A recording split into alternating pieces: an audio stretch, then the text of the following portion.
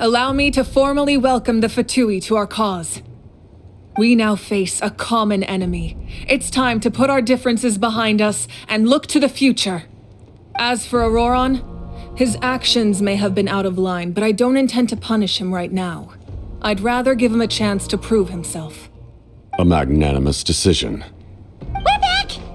Whoa, seeing the two of you chatting like this, Paimon almost feels like she's dreaming.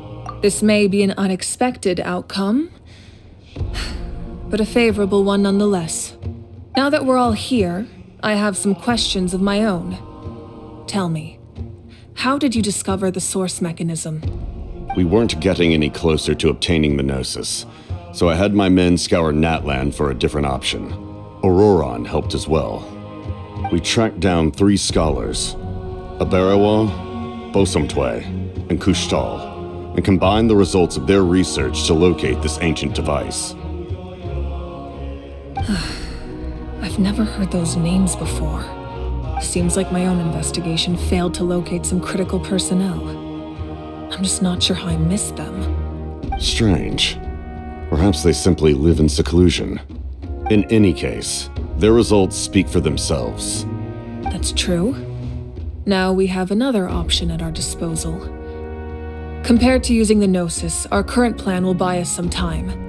And if all else fails, we still have this plan as a last resort, even though executing it will come at a heavy cost.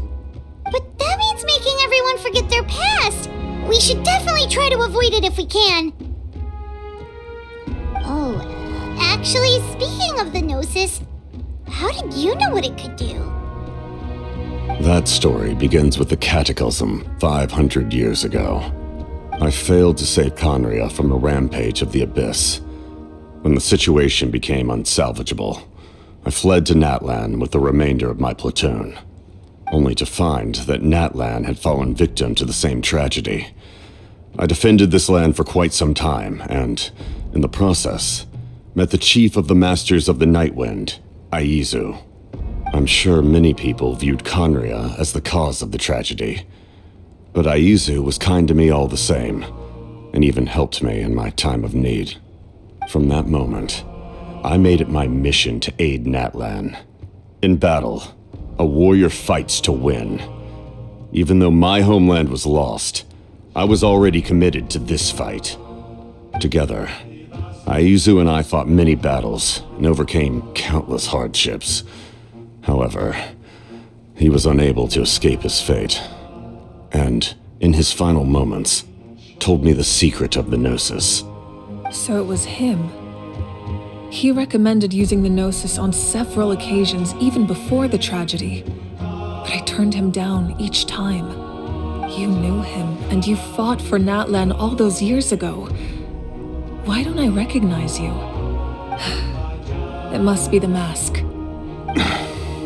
Even without the mask, my past appearance is long gone. Even with the curse of immortality, the flesh still rots. Wait, do you know someone named Dainsleif? That problem doesn't seem quite so extreme for him. You've met him already? Yeah, a bunch of times. Sounds like you know him too. During the age of Conria, all I knew was his name. The last time I saw him in person, he was traveling with the princess. He carries a degree of pain and hatred that far surpasses my own.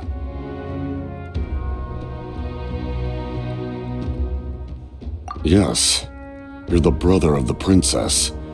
Given the role I held in Conria, I would prefer not to harm you. Although, this is likely a self-imposed burden. If the princess saw me now, I doubt she would even recognize me. As for your question, I don't know how Dane managed to slow the deterioration of his body. My appearance is much changed, and that's not the only thing. Even my physical strength is a shadow of what it once was. I would have never known. During our battle, it felt like I was fighting against the pinnacle of human strength. And I still lost. I deserve no praise for that outcome. Still, it's a shame we never faced off 500 years ago. You could have seen what I was truly capable of. I agree. Had we fought then, I'd also have been more motivated to go all out. So, all that commotion back at the stadium, and you're saying neither of you were using your full strength? I'd say we're evenly matched. If we face off again, victory will come down to who wants it more. I imagine you held back since there were spectators around that could have gotten hurt. But capitalizing on that situation would have only led to a hollow victory. It would have been no different than taking hostages.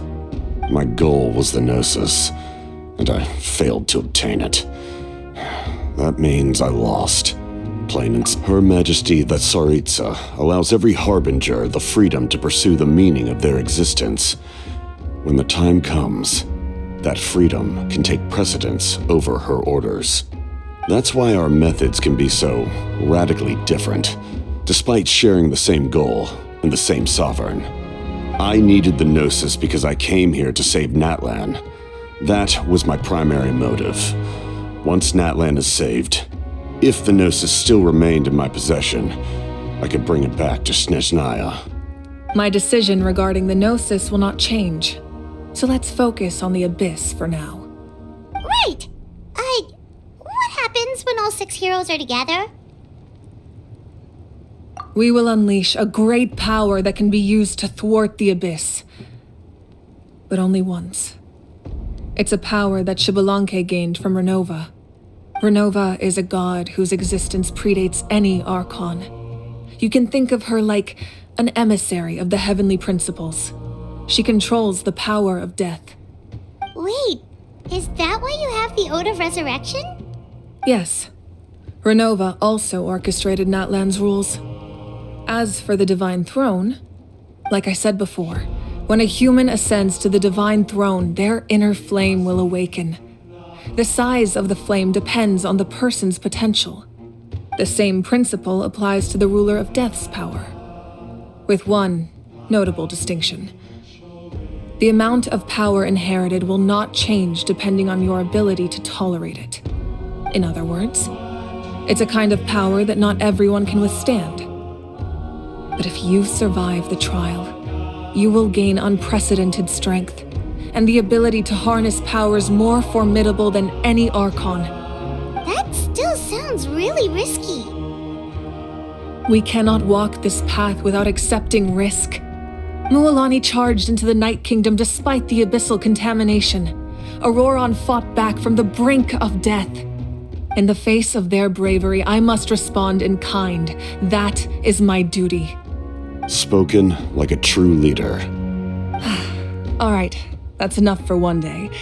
You should head back and get some rest. I'm sure you're exhausted. The Abyss will likely sense the change in Auroron.